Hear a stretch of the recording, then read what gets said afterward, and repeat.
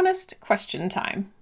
Do you struggle with exercising regularly? I know I do. I'll go through these stretches where I'm doing pretty well, and then all of a sudden I'll kind of stop and plateau and then kind of wonder what's going on. But the good news is there are questions you can ask in order to figure out why you're getting stuck. And I actually love talking about roadblocks for exercise because this is a great example of the many ways that we can get stuck. There are so many reasons people struggle to keep a regular exercise routine. And I know from a lot of conversations that this is a pain point for a lot of people. They know how good for you it is to exercise, the health benefits, mental health benefits, all of those wonderful things. But yet it's still a challenge. So let's unpack that today. And I want to invite you to stick around because I've been working on something fun for you. It's completely free and it'll help you identify some of these hidden beliefs under the surface that are getting in your way. Now, if we have not met yet, my name is Kat and I help people uncover the hidden reasons they feel stuck so they can break free and start thriving. And I know this is an area of interest. When I ask people, what's a place you get stuck? Exercise definitely comes up. So when it comes to Get Unstuck Wednesday, I always want to start with the 3 reasons or the 3 different ways that we get stuck. So what are those? Well, if we're getting stuck, one reason could be because we are missing information or skills, so we actually don't have the next steps. Another is that we're missing information about ourselves, so we're accidentally working against ourselves. And then finally, you might have a limiting belief that is holding you back. For some reason, there's some sort of belief that we're hanging on to, even if we don't know it, that is stopping us from taking action. So we need to identify it and then challenge it. I actually love exercise as an example for these 3 different ways we get stuck because there are so many. And I have a couple of personal examples that I'm going to share with you today, as well as one that is not mine. So if you are joining live, please say hi in the comments. I see Ron is here. Hi, Ron. Thanks for joining. And yes, you're saying my mental health regime, proper diet, regular sleep, getting outside, dog walking is great. Yes, the benefits of exercise, we can't overstate them. And yet, even though we all know how important it is to get regular movement and to treat our body well, it just doesn't always happen. So let's get into the 3 different ways. So first of all, are you missing information or skills? Now, when it comes to exercise, a really big point is, do you have a plan? Like when it's time to exercise, let's say you said tomorrow morning, I'm going to move my body. Well, what does that consist of? Do you actually have a plan in place? Because just saying that you are going to do some strength training or saying that you're going to get your heart rate up, that's great, but what are you actually going to do? And sometimes we just don't have enough clarity. So when that time rolls around, we put it off, we just dismiss it, and we don't take action. And so something as simple as picking exactly what you're going to do, where you're going to do it, and how you're going to do it is really, really important. Even if it's as simple as saying, tomorrow at 9 a.m., I'm going to go for a walk for half an hour. That's crystal clear. When 9 o'clock rolls around, you know exactly what you have to do. But as we know, it can get more complicated. Let's say tomorrow at 9 a.m., I'm going to work on my strength. Well, what am I going to do? Will I be doing squats? Am I using body weight? Am I going to actually use real weights? Am I following a program? You can see how it really helps to have precise clarity. And if we're missing this, then that can be a really big roadblock for people, just not knowing what you're doing next. Now, the other thing is this well matched for you? And when I say that, I mean asking yourself honestly, what is your current fitness level? What is your current ability? And making sure that what you have planned works with it. I know that if you have had a history of maybe having a really solid regular routine, maybe you got to this place of whether it's strength or fitness level where you could do certain things, but right now you can't.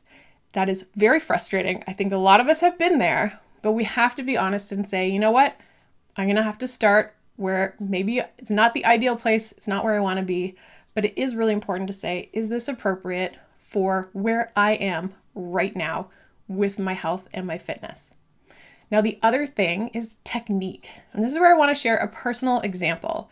When I was in my 20s, a friend said, do you want to start running? And I went and started joining her. We were doing a couch to 5K type program.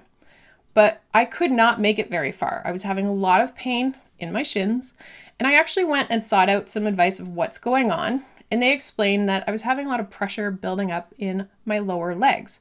So in my fascia were not budging, so I was getting this pressure. They basically said, there are some solutions, but maybe just stick to biking.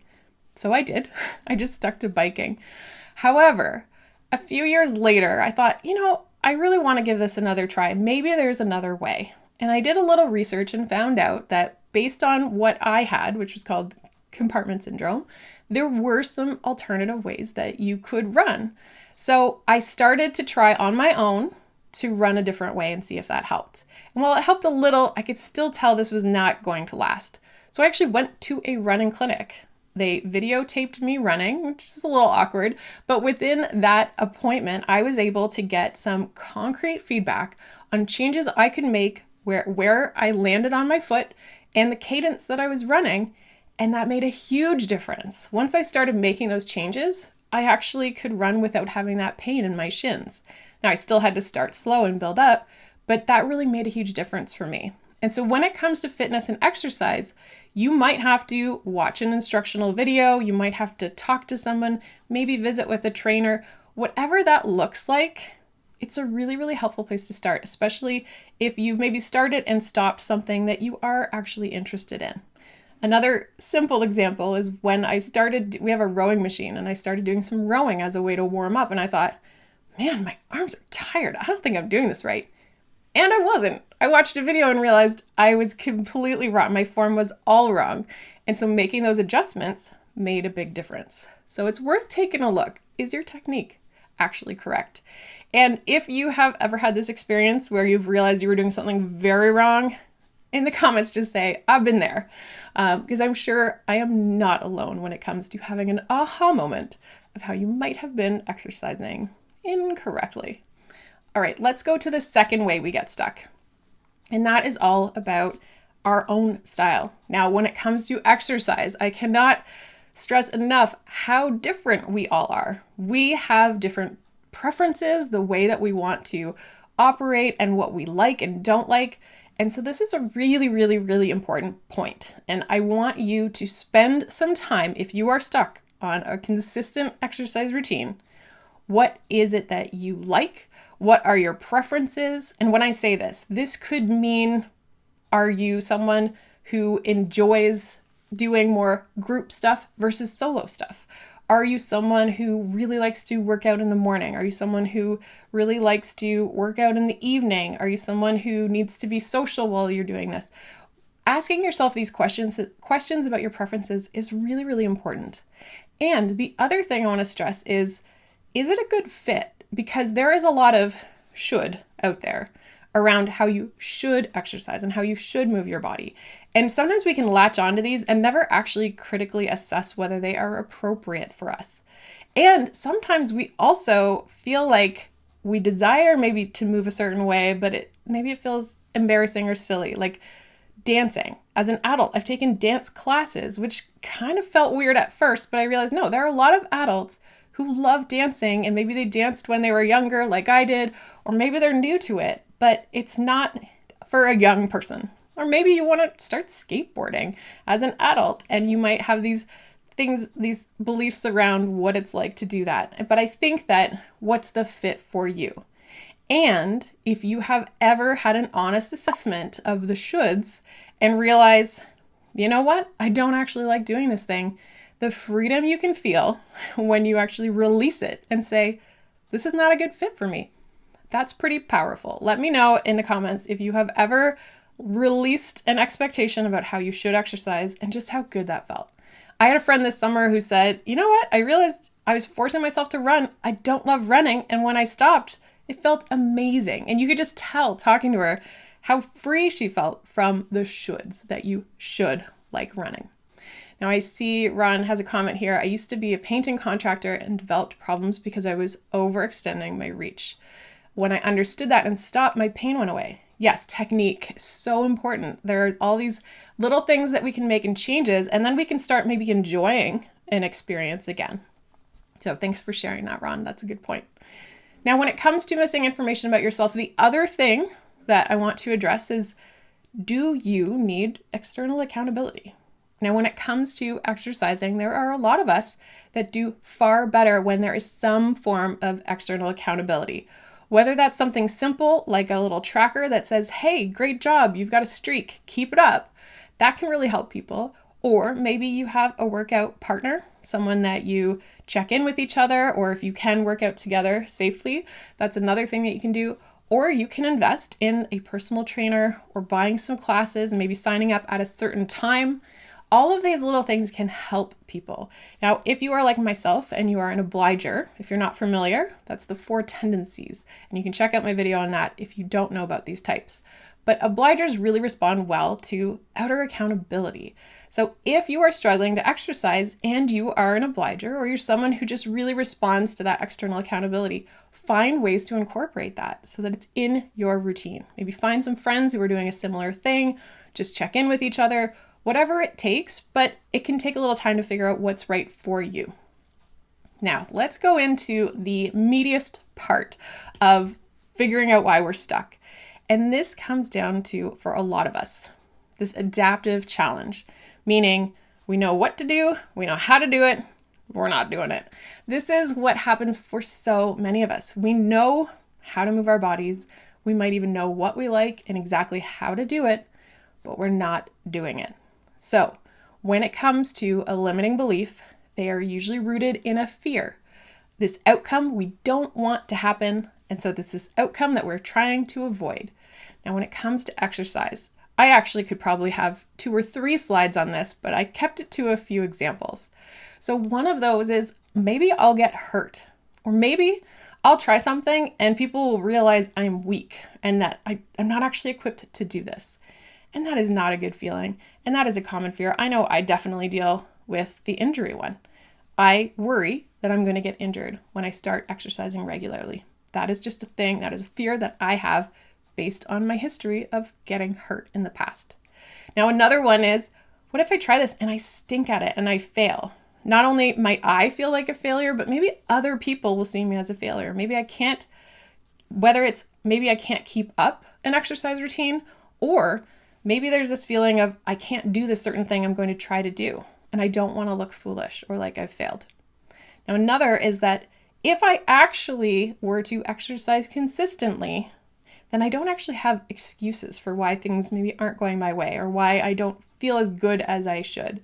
So when I say this, I mean that we run out of excuses. A lot of us have all the reasons why things aren't going our way or why we aren't where we wish we were, but we can list off these reasons. Well, when we start actually doing something about it, suddenly we run out of an excuse from that area, and we might have to confront that wasn't the thing that was going to solve everything. Now, another example that I have down here is harm to relationships. And when it comes to exercise, this one's tricky because there is a status quo in a lot of relationships. And when there's a sudden change, maybe there's an effort on fitness, this is something that can cause problems potentially. So whether that is the amount of time that it takes to establish a regular routine, or depending on what you want to do, maybe it will take a little more time away from your relationship. The other concern for a lot of people is if one partner is exercising and the other isn't, what does that do to the dynamic? And this can be very loaded.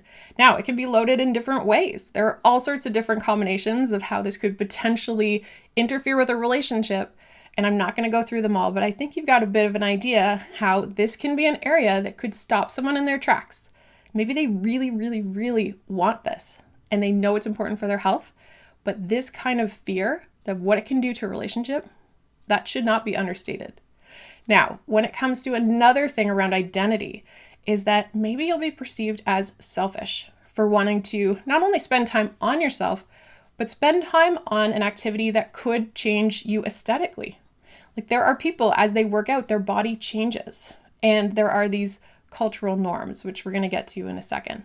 But it can be perceived by some people as potentially selfish to focus on your physical body. Now, another one is scarcity, sacrifice. This comes up in a lot of roadblocks for people when it comes to wanting to do something but not. is we just feel like there's a trade-off there. I cannot do all the things I want to do. How in the world am I going to fit this into my day? My day is already so jammed. How can I possibly fit this into my day? So scarcity is a really big one, and also just a feeling of overwhelm. Whether that is overwhelmed because of your time or just overwhelmed when you imagine being consistent with exercise, that just thinking about it can make people feel tired, and they haven't even started yet. And then finally, upholding norms. This is a fear for a lot of people. So whether it is masculine norms about what fitness looks like or how your body should look, or whether that is feminine norms in our culture around what a female body should look like and how you should change your body to look a certain way, and maybe that is aesthetically pleasing to be a certain way. So when it comes to those, we might have this desire to be healthy, but we don't want to get pulled into these cultural norms that say you're supposed to change your body and look a certain way. Now, when it comes to all of these fears, they're all coming from somewhere, and it's these beliefs that we hold. So, what are some of these beliefs? And remember, there can be multiple beliefs that can lead to those fears, but I've listed a few here. One, if you're worried about injury or weakness, you might have a belief that you're going to get hurt. I know I'm guilty of this one. There are many times where I've started exercising consistently and then I get hurt. It actually happened this summer. I had about 3 months of consistent strength training here at home with my little home gym setup. I was feeling so great, so confident, and then my back went. And so it stopped me in my tracks. I had to go to my physiotherapist and start working on making sure that I didn't have an imbalance. And it really punched me in the gut, because this is not the first time. In fact, this has happened many times, and it's disheartening, and it's the type of thing that sometimes I can hear my inner voice saying, why do you even bother? But I have to address that and check on that belief and push back on that belief. And so what? Even if I do get injured, what does that mean? So I have to challenge myself. The other is some people just have a belief that if they actually try this, they're just going to prove to everyone that they are weak. They're this person who can't do the things that they want to do. Now, another is you just might assume that this won't work or that I will fail. So if you're worried about failure, you might hold on to a belief that you're just maybe not capable of doing it, or that somehow it's just you're going to fall flat. And if that's something that you have a belief in, and maybe it's rooted in the past with history around exercise, but maybe it was the bad fit. Maybe you were trying something that was not aligned with your fitness goals, and perhaps you have to push back on that. Now, another issue is that a lot of us, have a story in our head about whether or not we are an athlete or whether or not we are good or bad at sports. I am absolutely guilty of this, because let's say I'm not skilled at throwing a ball or catching one, and I have let that really define how I see myself. But the problem with that belief and saying I'm not an athlete, I suck at sports, the problem is I negate all of the things I'm actually good at, and the fact that I've done multiple bike tours over the years and done all these other things in my life, and yet I still hold on to this idea because there's a story about who I am in relation to sports and my ability to do these things. So challenge that. Is that true? Where's that story coming from? And just because I'm not great at throwing or catching does not mean that I can't be successful at other endeavors that I do.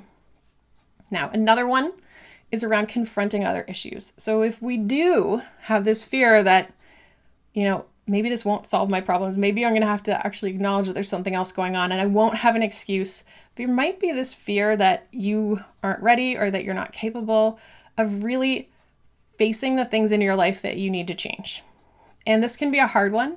And maybe there's a little bit of truth to that. Maybe you're not totally ready to confront the things that aren't going well, but maybe you are a little ready. Maybe you can confront one of them. But it should not be a reason for you to just be afraid of diving into this and seeing what works. Now, another issue when it comes to relationships is this status quo. So for many of us, we have this fear that us exercising consistently and spending time on our physical health is going to disrupt the status quo of our relationship. And maybe this belief is because of past experiences or what someone has said, or maybe they've dropped a comment here and there. Maybe you've heard comments from your significant other about another couple. Whatever that's coming from, there might be a nugget of truth, but maybe it's not completely true. Or maybe there's some truth in it, but it actually pivots the relationship in a different way. Maybe by actually spending some time on your physical health, which we know can affect other areas of your life, your energy levels, your mood, your mental health, it might even enhance a relationship. But there are examples where maybe someone focusing on fitness while maybe the other doesn't can be a problem, and we just don't know that. But not addressing it and not uncovering what's going on there is a big roadblock that's worth exploring. Now, another one, spending time on yourself can be seen as selfish. This is a belief a lot of us hold, especially when it comes to an effort that might lead to a physical change. So if we are focusing on our body, which exercise, it's a physical thing, it is for our health. The thing that's tied to it is, yes, there's all these benefits to our health, our longevity, our wellness, our mental health, etc. I've already mentioned them. But at the same time, when you focus on your body, sometimes it seems like you're being vain. And so depending on how we see this perception of exercise and fitness and our health, we can have these two opposing beliefs, and one can sometimes be stronger. And so check that. There's a lot of identity that is tied to how we see ourselves in relation to exercise. And the other thing is sometimes we just have a genuine belief that we do not have time for this. That's probably one that's worth checking. Or we think this will overwhelm us and we're not capable of it. Push back on that. And then finally on here, when it talks about these gender norms, there might be a belief that by exercising, I am buying into these harmful cultural norms that say that you should look a certain way and you should change your body a certain way, when in actual fact, that might not be your motivation. It might be. I can't say. But if there is a fear of buying into these gender norms, there's probably a chance that you have these opposing forces and that you're having trouble reconciling them. So it's worth spending a little time. And what is your motivation and what are your beliefs around that? It's worth unpacking. Now, I do want to give an example of how a hidden belief was getting in a way for a person. So this actually comes from the people who wrote Immunity to Change, and they're the people who taught me a lot of the processes I use to help people uncover these hidden reasons, this psychological immune system that is trying to keep you safe. It means well, but it can keep you stuck.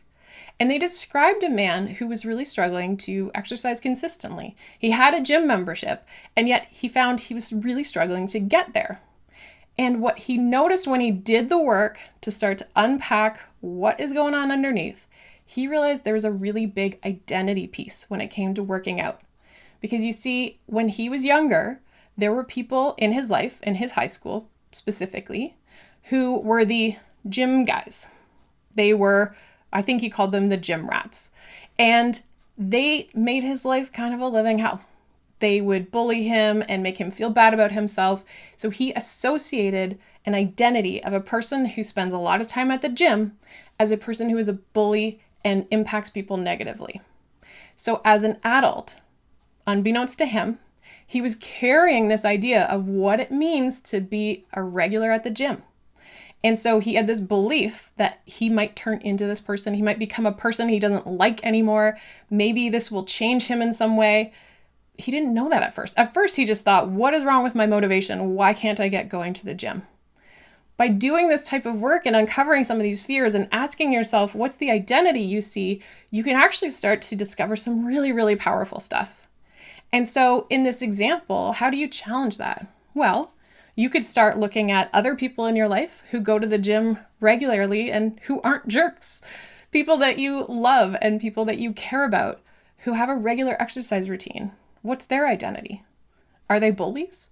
Probably not. But you need to first identify that you've got some of these beliefs in order to actually start to challenge them. Now, this is one of the reasons that I love talking about exercise and all the different reasons we get stuck, because it's really so powerful.